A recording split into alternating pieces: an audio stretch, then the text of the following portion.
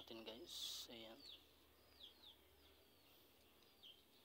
Sarap to guys. Pag sarap kumain ng puso guys. Ayan. Palamigin muna natin guys. Ano muna natin. Ganyan ba ang tawag nito? Nakahang siya. Ayan. Paggawa nito guys ng puso.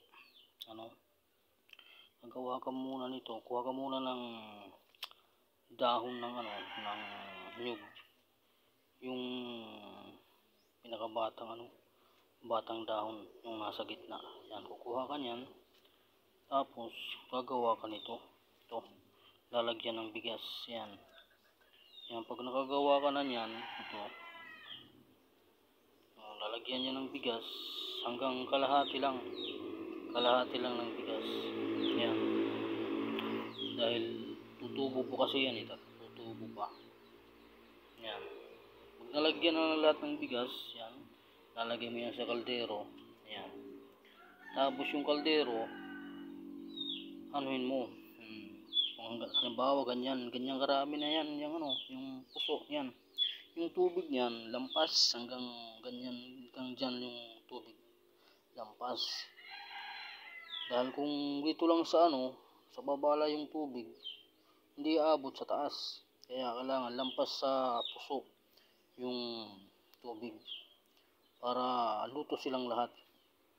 Ayan.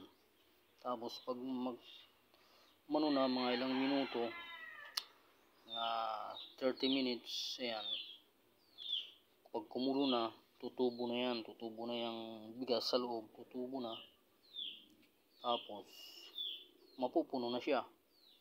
Yan, pag puno na siya, yan, pwede mo na siyang hanguin sa kaldero. Yan.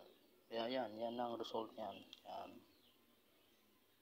Yan, meron tayo dito maliliit din. Yan. Yan. Medyo madami-dami siya. Yan. Yan. Ihahang natin to para yung tubig tumulo. Ayan. Dahil matagal itong mapanis kahit ilang araw. Yan ang kagandahan sa puso. Yan. Okay guys, this way Ignacio. See you.